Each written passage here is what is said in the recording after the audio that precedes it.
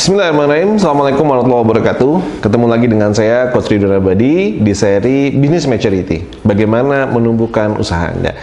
Nah, Alhamdulillah di sesi ini kita sudah sampai di episode ke-10. Bagi yang baru ketemu di video ini, pantengin, cek lagi video-video sebelumnya ya.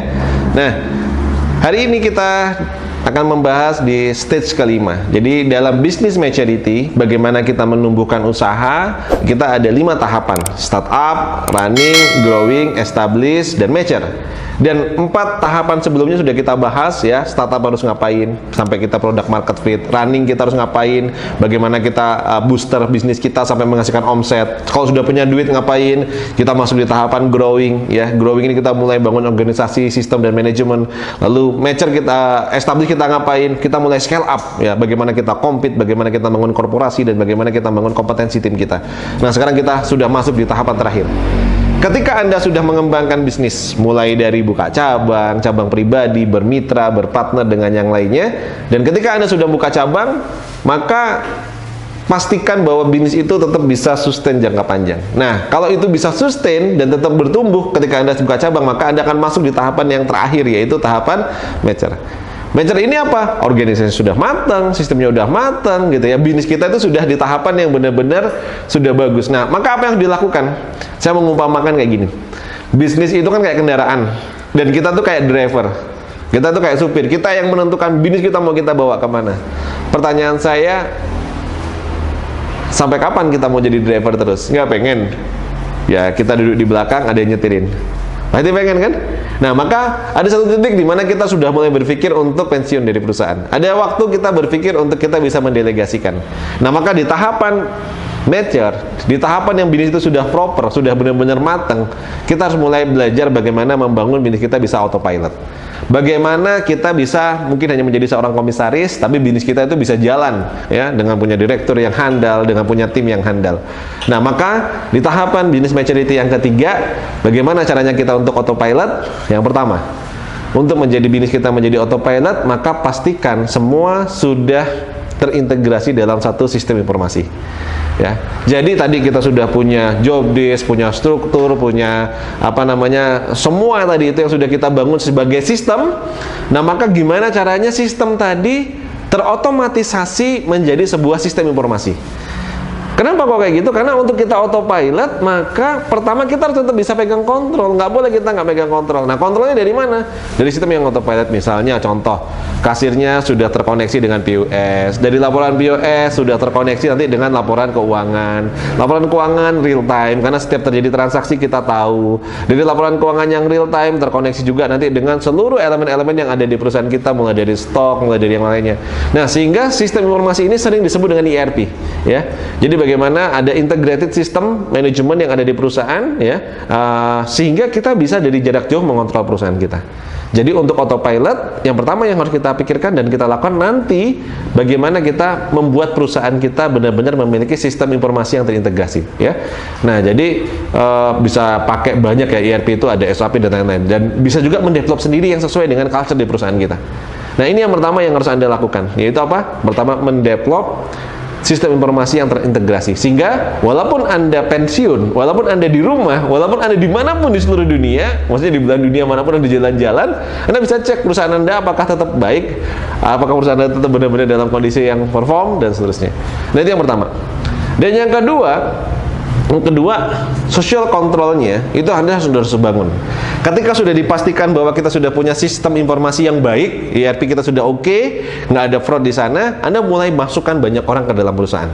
Bisa dengan cara apa? Misalnya, kalau versi keren IPO. IPO itu artinya apa? Kita sudah masukkan bisnis kita ke pasar bebas.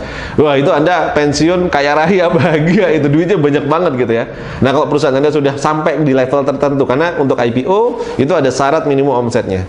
Kalau belum, gimana caranya? Nah, mulai nggak apa-apa. Anda bisa, ya, perusahaan Anda sharekan sahamnya ke kepemilikannya untuk banyak orang yang juga mulai bisa masuk ke sana gitu. Tujuannya untuk apa? Agar yang kontrol perusahaan bukan hanya kita sebagai komisaris, tapi kita bisa dikontrol juga ada pihak ya, artinya para investor, orang-orang lain yang terlibat. Kenapa? Karena kadang kalau hanya kita sendiri, kadang toleransi dari kita cukup banyak.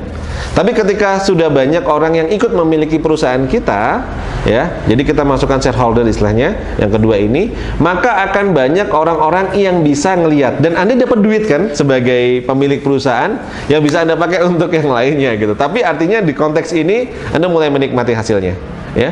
Nah, pendekatannya apa? Pendekatannya ada 3 sih sebenarnya. Yang pertama, bisnis Anda bisa benar-benar Anda jual gitu. Jadi di tahapan mature itu ya sudahlah, pensiun dijual. Contohnya kayak tadi case-nya misalnya Moka tadi dijual hampir nilainya 2T kepada apa namanya Gojek dan seterusnya. Itu kan nggak sedikit, 2 triliun Anda pensiun pegang duit 2 triliun lumayan juga ya. Ya itu Anda mau buat bisnis baru juga boleh, Anda mau beli aset sebanyak-banyaknya juga oke gitu. Itu contoh yang pertama ya, bisa dijual. Atau yang kedua, Anda tetap memiliki tapi Anda lempar ke pasar saham tadi pakai IPO contohnya. Itu juga Anda akan panen raya luar biasa gitu ya, banyak banget. Atau yang ketiga, di tahapan ini kalau misalnya contoh ternyata Anda nggak memilih untuk menjual, maka apa yang bisa Anda lakukan? Delegasikan. Delegasikan itu bisa diwariskan ke anak, ke siapa gitu ya. Atau delegasikan juga artinya Anda bisa pilih orang yang bisa menjadi CEO atau bisa menjadi direktur di perusahaan Anda. Nah, tapi syaratnya yang pertama harus beres dulu, yaitu apa? Aspek tadi, sistem informasi manajemennya harus kekawal. Nah, yang kedua, ya Anda memilih opsi, ya memilih opsi apa yang mau Anda lakukan dalam konteksnya tadi itu. Anda pensiun, apakah mau Anda jual, apakah Anda IPO kan, atau Anda masukkan banyak shareholder yang masuk ke yang lainnya. Dan yang ketiga, mulai lakukan yang namanya delegasi. Nah, delegasi ini, ya kalau misalnya tetap Anda pengen memiliki perusahaan Anda, nah pada saat proses delegasi inilah yang paling penting, paling krusial. Kenapa saya bilang ini paling penting dan paling krusial? Karena jangan sampai kita salah. Banyak perusahaan, contohnya kalau kita ngelihat, sering ada pepatah generasi 1 itu membangun, generasi 2 itu membesarkan, generasi ketiga itu menghabiskan, kira-kira gitu. Kenapa? Karena proses delegasinya nggak tepat. Nah, kita harus prepare orang yang akan kita kader untuk mendelegasikan, entah itu anak kita, entah itu keluarga kita, entah itu tim kita, maka pastikan dia punya kompetensi dan dia paham 5 tahapan business maturity. Dia tahu, kenapa? Karena dalam konteksnya siklusnya sebuah perusahaan, kadang ada perusahaan yang dia sudah sampai level ke established atau mature sekalipun, ketika trennya itu dia berubah, dia bisa kayak ditarik mundur ke startup lagi. Jadi kayak siklusnya itu kayak bisa si Kominfo dia sudah mature nih, sebenarnya sudah oke. Sudah keren, sudah besar, tapi ternyata di titik itu ternyata dia dihantam dengan satu kondisi yang terpaksa dia harus kayak startup lagi. Dan itu nggak sedikit perusahaan-perusahaan yang akhirnya berubah halauan gitu. Kalau kita cek dulu kayak case-nya Nokia itu bukan produsen handphone sebenarnya awalnya, tapi sampai menjadi produsen handphone, tapi di satu titik dia kayak ditarik lagi ke startup, jeder ketika industrinya berubah, dia nggak bisa survive. Dia nggak bisa survive di sana, ya. Nah, jadi proses delegasi harus benar-benar kita kawal dengan matang. Jadi apa? Di dalam konteks ini benar-benar harus ada continuous improvement. Artinya continuous improvement bahwa perusahaan itu mau generasi yang berubah atau generasi yang lain, inovasi di dalam perusahaan itu nggak boleh berhenti. Jadi apapun yang terjadi, generasi kedua, generasi ketiga atau siapapun yang menggantikan kita nanti, maka pesannya adalah bagaimana mereka bisa menjaga perusahaan kita untuk tetap bisa survive, untuk kita bisa tumbuh, untuk tetap mereka bisa berkembang lagi. Nah, inilah yang harus dijaga sebagai owner, ya. Jadi kalau kita sudah bahas, kita rangkum sekarang 5 tahapan menumbuhkan bisnis. Yang pertama apa, teman-teman? Yang pertama adalah startup. Pastikan apa? Kuncinya product market fit. Sampai jalan, kita naik di tahap kedua. Tahap kedua apa? Running. Di tahapan running, pastikan ngomset, punya duit, tapi jangan ke lifestyle, jangan fokus pada cost, ciptakan cash untuk apa? Membiayai yang ketiga, membangun organisasi, sistem, dan manajemen. Organisasi, sistem, manajemen sudah beres, perusahaan kita berkembang, ya, akhirnya kita bisa masuk tahapan keempat, apa? Establish. Modelnya buka cabang, entah itu kemitraan, entah itu franchise, entah itu bentuk distribusi atau yang lainnya. Cabang kita di mana-mana, perusahaan kita semakin besar, jangan berpuas dulu. Pastikan benar-benar sampai dia masuk dalam tahapan maturity.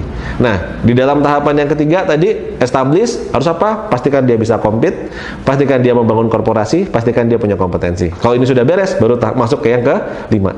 Yang kelima apa? Yang kelima, kita rangkum lagi tadi, yang pertama yang harus kita lakukan adalah sistemasi yang secara integrated sistem informasinya. Jadi entah itu ERP, jadi polanya, membangun ERP-nya agar bisa dikontrol dimanapun. Yang kedua, tentukan skema pensiunnya, Anda mau gimana, apakah mau Anda jual, apakah nanti Anda mau IPO-kan, atau mau Anda wariskan atau yang lainnya. Dan yang ketiga, tentukan mekanisme delegasinya. Anda delegasikan seperti apa? Persiapkan kompetensinya untuk Anda mendelegasikan. Dan yang terakhir, yang keempat, pastikan ada namanya continuous improvement. Kenapa? Perusahaan yang sudah mature sekalipun, sudah besar sekalipun, tidak ada jaminan tidak akan tertindas oleh yang namanya perubahan. Maka inovasi adalah satu keharusan.